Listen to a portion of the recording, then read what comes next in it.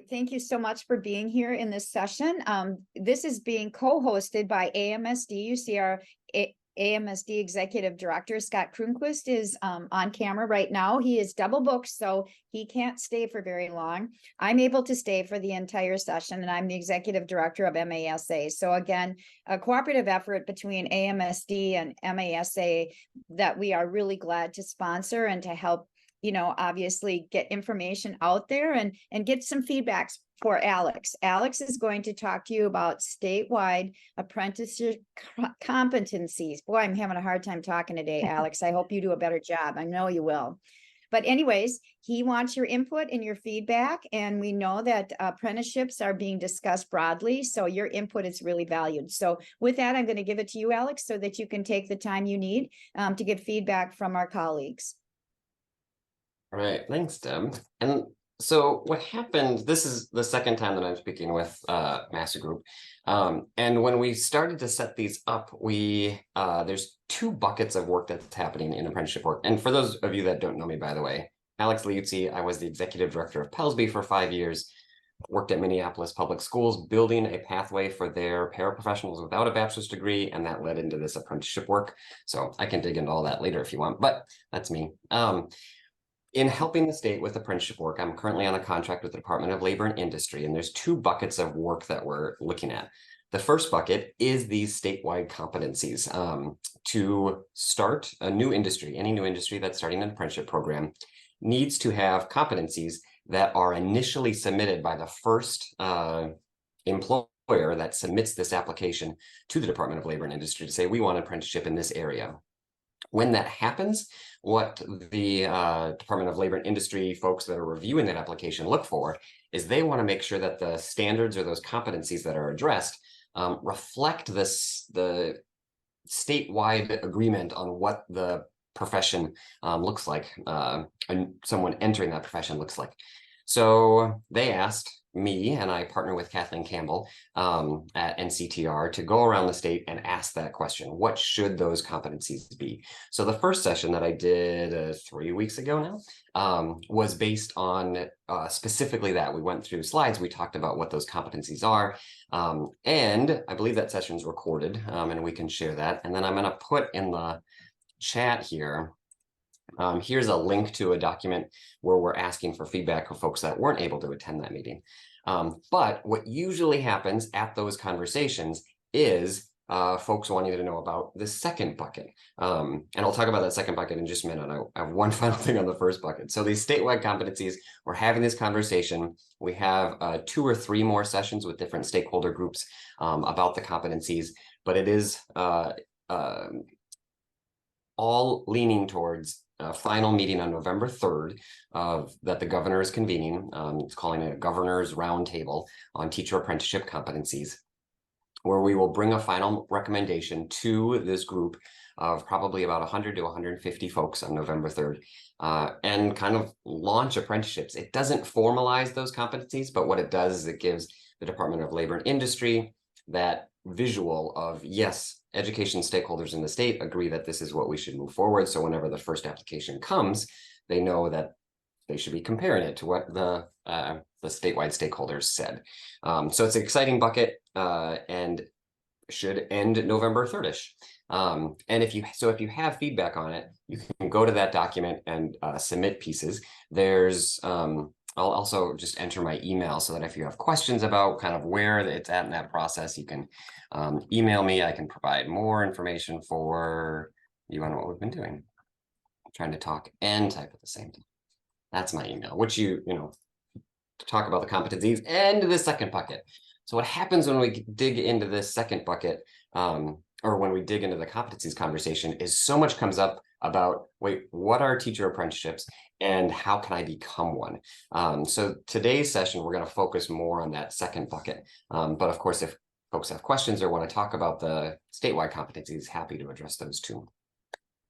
So teacher apprenticeships are the first time in Minnesota, we are developing teacher apprenticeship programs. These are formally registered with the Department of Labor and Industry. So someone might show you a year-long student teaching type program that looks apprenticeship-like, and those absolutely have existed in Minnesota before, but none of them have been formally registered with the Department of Labor and Industry. And that brings both benefits financially, but also benefits in laying out parameters of what that should look like. And we can dig into that in a minute. But this came because in 2021, the federal government for the first time acknowledged that teaching or education could fit under registered apprenticeship as an industry. The federal government didn't recognize it before, so it wasn't even possible.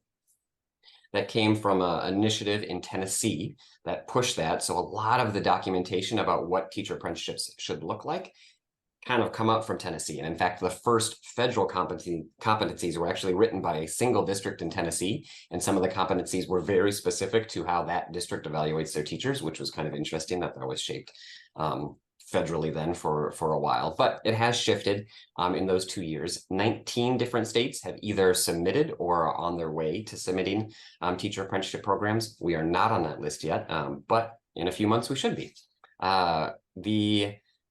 So the second bucket that I'm supporting the Department of Labor and Industry on is to get out the word about teacher apprenticeship so that new districts can start to decide how to build that. And that's what we're going to focus on today, but also to support the few districts that have already started the process.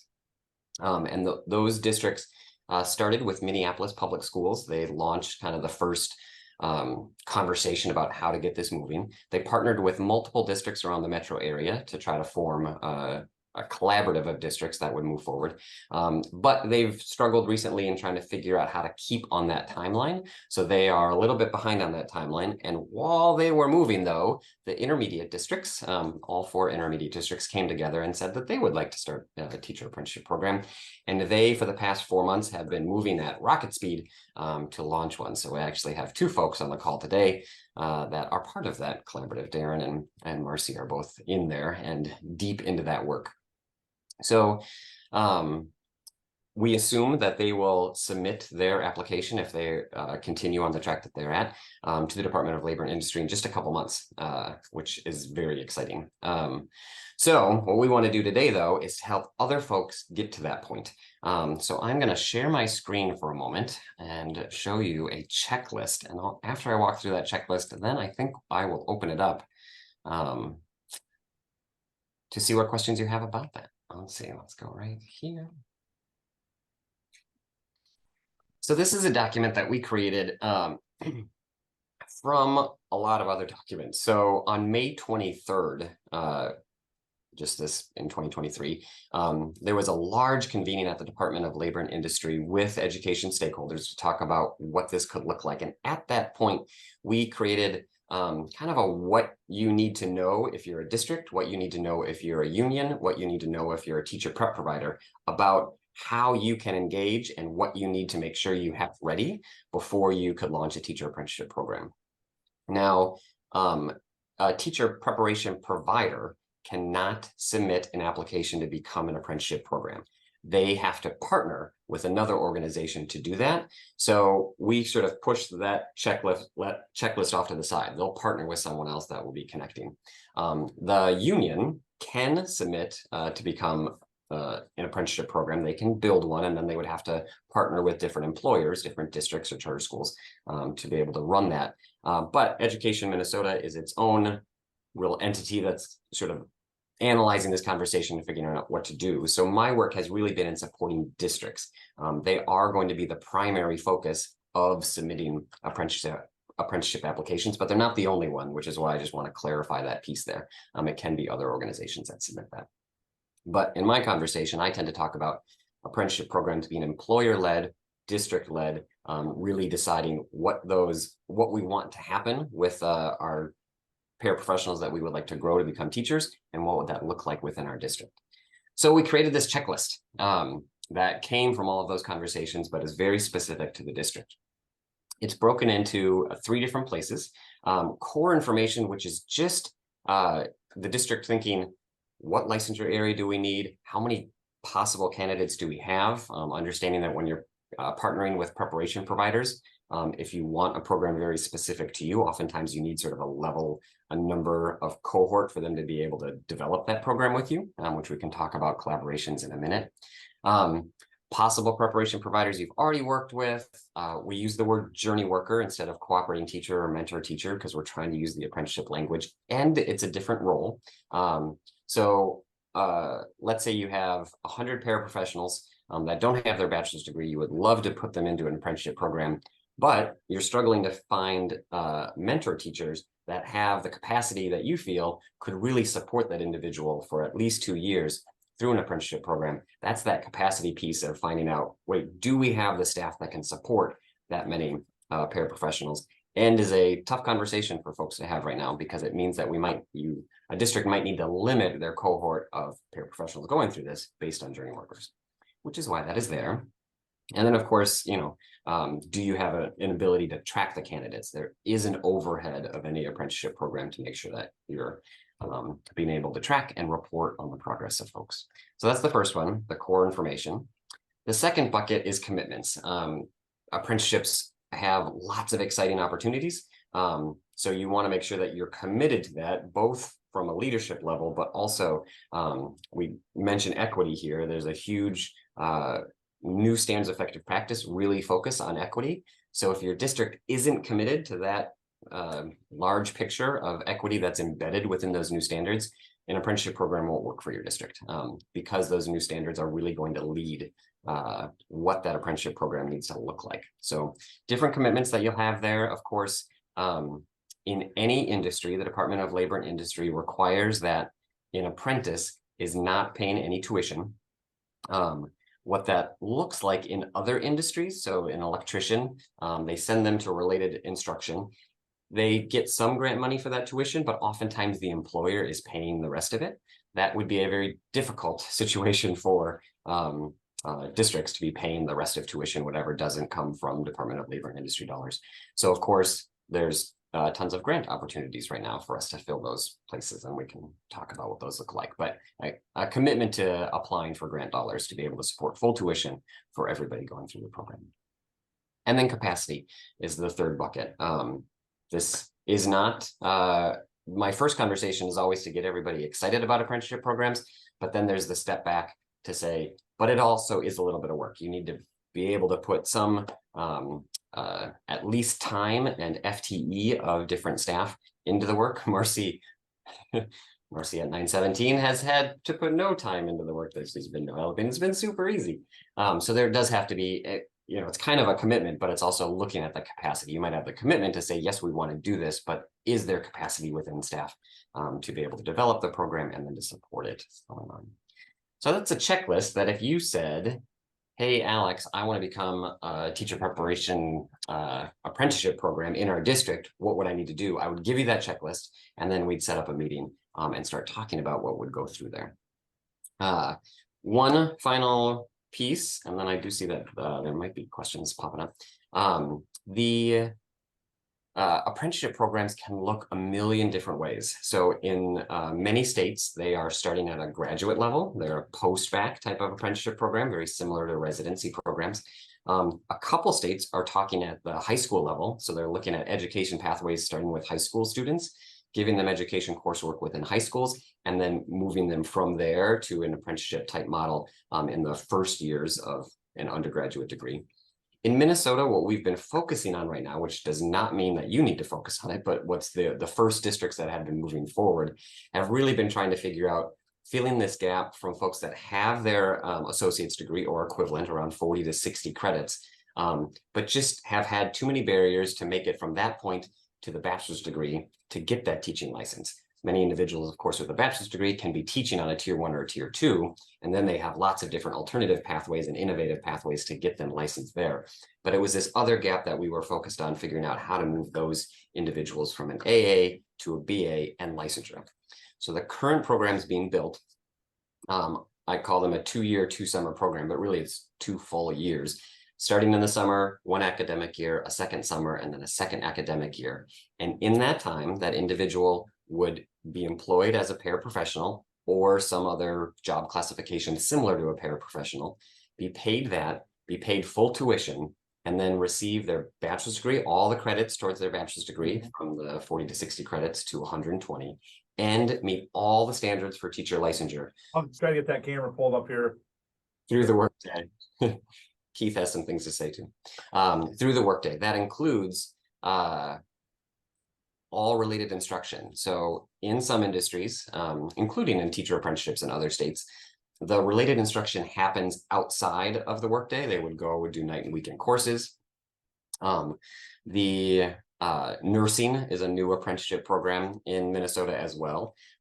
It's just a few years old, and the model that they built was you go and you teach as a nurse during the day and you meet the competencies there, and then completely separate, you enroll in related instruction, your bachelor's degree program, and the two are there's very little connection.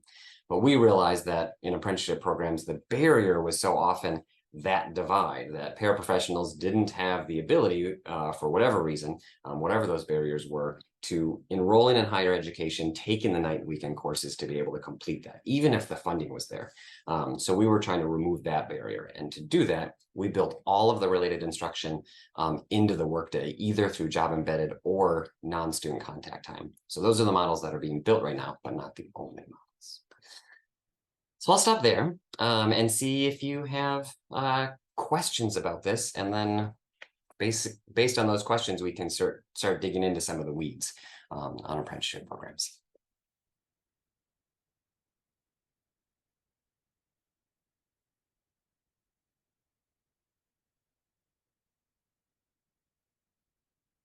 And I see Lori shared some of the documents that we have about the registered teacher apprenticeship program statewide competencies as well. So those documents would help if you had feedback that you wanted to provide on that. So Alex, if I understand you right, this still ultimately results in the candidate having a bachelor's degree and a license, correct? Correct. And we are very careful to make sure that we say that the bachelor's degree looks like every other bachelor's degree, and the teaching license looks like every other teaching license. There's no asterisk on either of those that says, well, this happened in an apprenticeship program. So yes, completes both those requirements.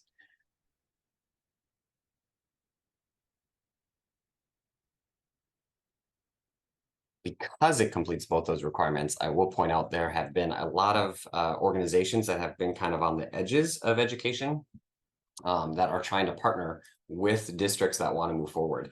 3 of them currently are Black Men Teach, AmeriCorps, and Freedom Schools. All want to take the individuals that go through their program, that they support through their program, and figure out how to partner with districts to put those individuals into paraprofessional roles so that they can get their bachelor's and their license. It's rare that you're able to figure out a way to take down the barriers, both to complete a bachelor's and the teacher licensure standards, and have it completely paid for, and someone to be able to work during that time. So it's creating some exciting partnerships. Joel.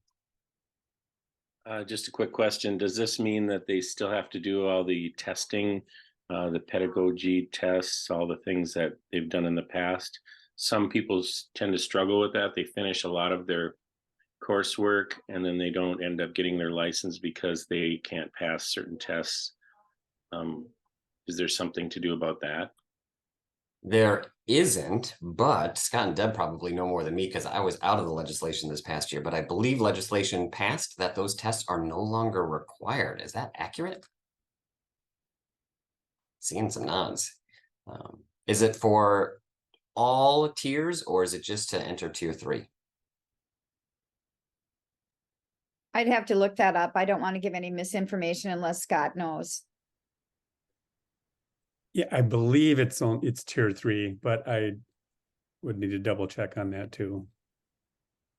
Yeah, so that was a big deal. Pelsby was fighting for that for a very long time. The board was trying to push removing those. So based on my understanding of what legislation was before, my guess is the basic skills test is completely removed because that was only tier 4 before, and content pedagogy removed from tier 3.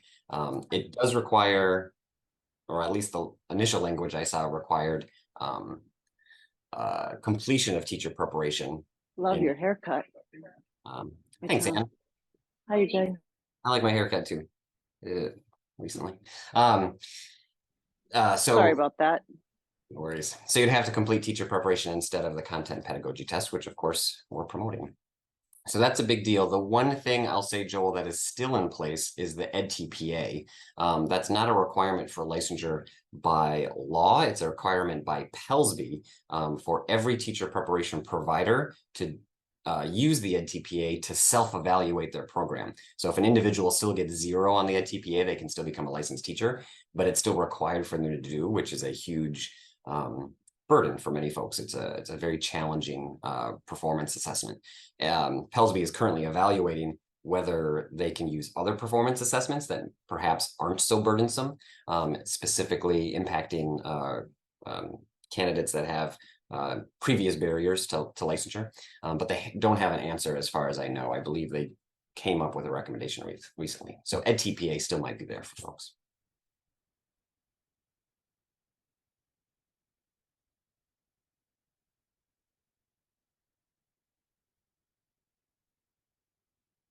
Let me talk about collaboration for a minute while people are thinking about any other additional questions they have. So Minneapolis Public Schools, when I was there, I was working with over 100 paraprofessionals that don't have their bachelor's degree that wanted to be enrolled in this program.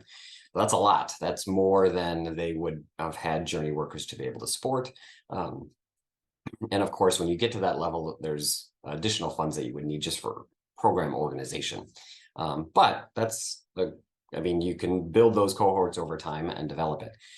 However, I was working with Owatonna. They were interested in developing an apprenticeship program, and we're trying to partner with Minneapolis along with a bunch of other districts, and they were going to have 2 to 5. So if they developed a program with 2 to 5, the different preparation providers we were working with wouldn't have been able to design a program specific for Owatonna and just have those 2 to 5 candidates. However, if Owatonna and a few other districts, Inver Grove Heights, Hopkins, partnered together, either with Minneapolis or just sort of as a separate collaborative of districts, you can get to a point where the districts are collectively saying, okay, what broadly do we want to see in an apprenticeship program? The way we evaluate teachers might be different. We might use rubrics a little bit differently. We might even have sort of behavior management strategies that are a little bit different from each other. But can we build an apprenticeship program that is similar enough that we can pick a partner together, build that, and have enough of a cohort? Most prep programs are looking for 15 to 20. I think they'll say 20 with the idea that there's some folks that would drop out of programs and it would get closer to 15, but that's the number they're looking for enrollment. On the other hand, preparation providers are losing enrollment, so they're very interested in moving into this sphere of apprenticeship programs so that they can gain more enrollment. But you'd be looking to see if you could find 15 to 20 folks in a single licensure area to be able to move forward. The licensure areas that we're currently looking at, intermediate districts, obviously disability specific, so EBD and ASD. Minneapolis and those other districts started with ABS, the Academic and Behavioral Strategist license, but are also thinking elementary with elementary attached to early childhood, elementary attached to dual language. So interesting licensure there. And recently, North Branch is trying to develop a collaborative of districts where North Branch would be the hub, and they would focus on teacher apprenticeships in CTE. So there's so many multiple layers there, because CTE, of course, is a great area where those industries themselves are very rich in apprenticeship programs. And we'd be looking at apprenticeship programs for teachers to teach in those CTE areas. So those are the licensure areas that are currently out there, but you would need that much of a cohort to be able to make it really work for different providers.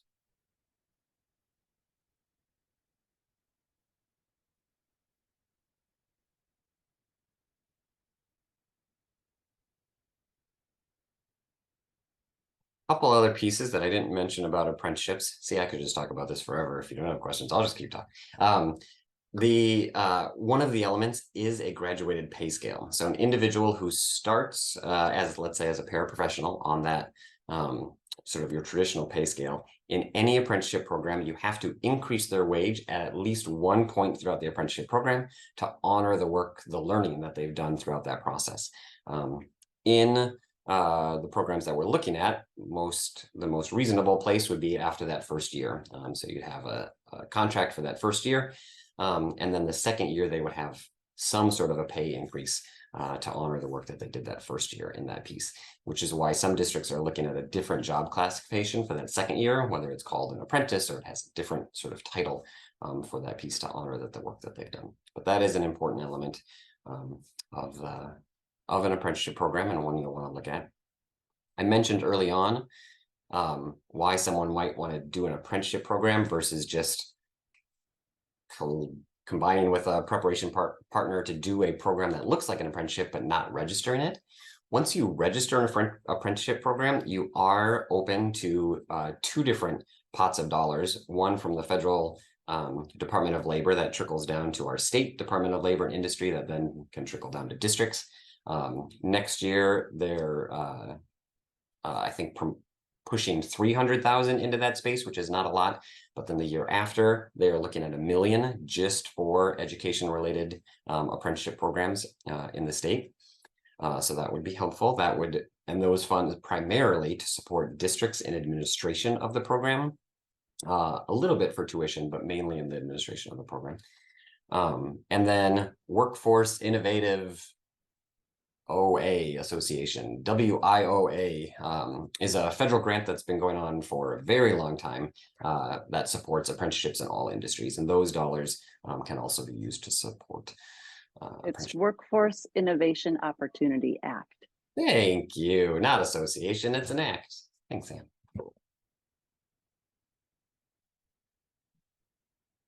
Other questions or thoughts?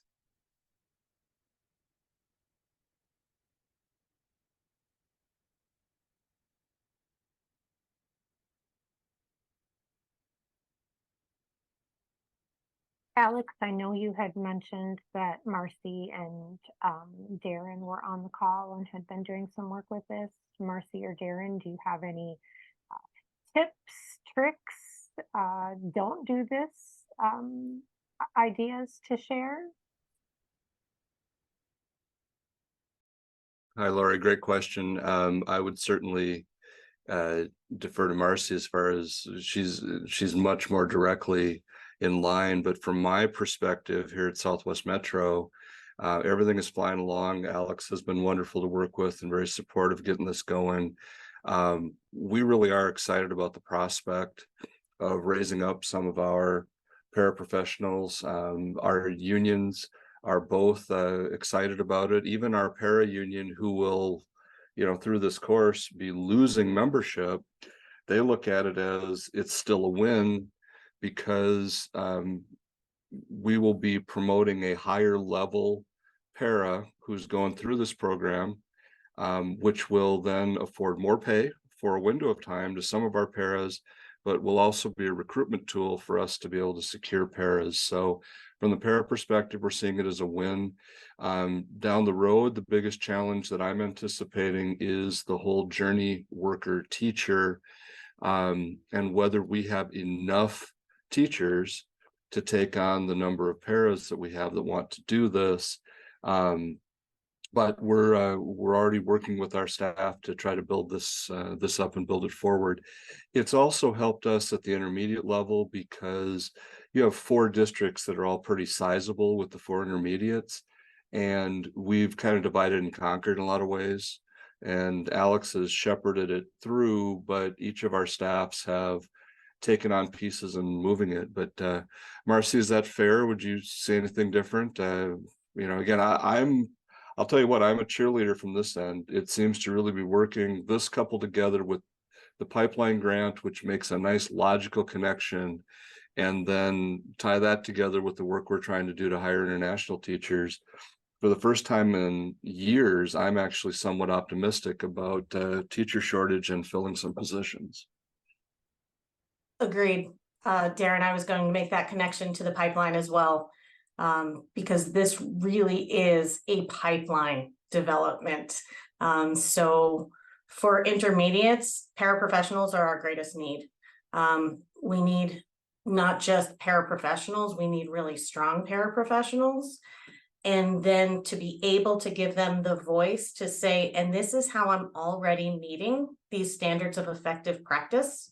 And then to be able to work with higher education organizations to say, and this is how we see the new standards of effective practice really playing a role in our schools to change our daily experiences for students.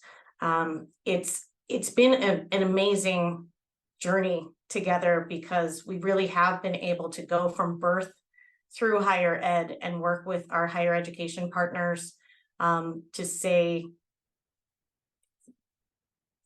here's looking at these standards of effective practice. This is not, you can't do it the traditional way, right? You can't stand up and lecture about racial consciousness and reflection. What does this look like in the classroom? And now giving access to schools and students, and really being able to create that collaborative environment where we're all working together to say, we're centering students in this work, and we need to make sure that every single adult is prepared to meet these standards of effective practice, starting from paraprofessional, right? These aren't standards for paraprofessionals, but they're impacted by them, and we need to meet them. And then what does leadership look like to support those standards of effective practice? So we're really able to shepherd through a lot of different components of this through this apprenticeship program, which, as Darren said, should really bring more paraprofessionals to us because they want to be a part of this journey. And I can tell you that I told Alex this, but when I walk down the halls now, it's like people are cheering me from the sides, because they just say, we've been waiting for something like this to happen.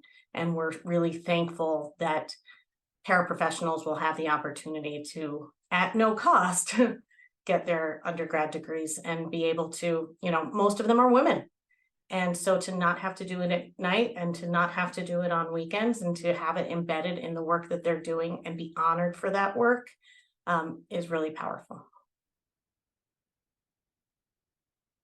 Jeff's no longer on the call, but I was speaking with him at one of these other sessions earlier, and he mentioned that in his district, they have a paraprofessional shortage as well. And so it's concerning to think about, do we really want to try to figure out how to move half our paraprofessionals up to a teacher? Obviously, we need that, but what would we do in our paraprofessional? So what we've been also working on is, what does recruitment look like within the community, to say, if you come and teach with us, here's what we can do for you. We can provide you a pathway to your bachelor's degree and a pathway to licensure.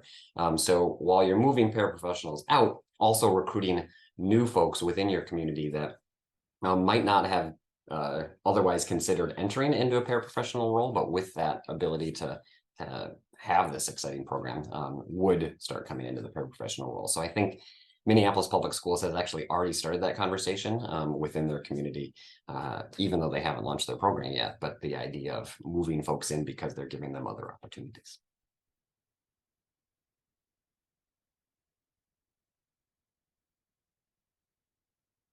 Any other questions?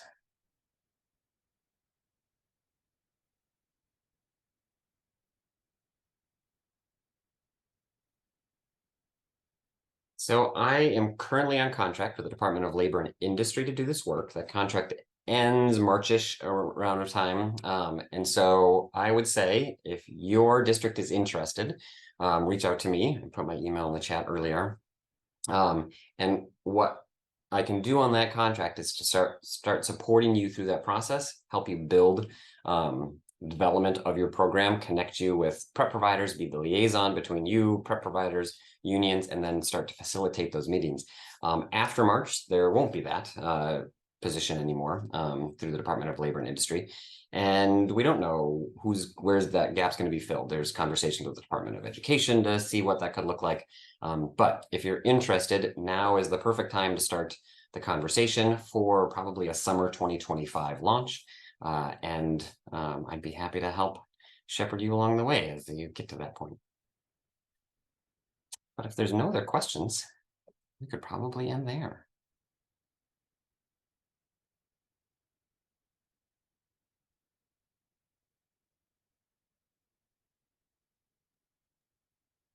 Well, thank you very much, Alex, and to all of you who joined in on the call. I'm so encouraged to hear Superintendent Kerms talk about the fact that he's not so worried about the teacher shortage anymore. He's more worried perhaps about the number of teachers to teach the people that are interested. So let's keep the ball rolling and hopefully we can get many more people involved in this and districts involved.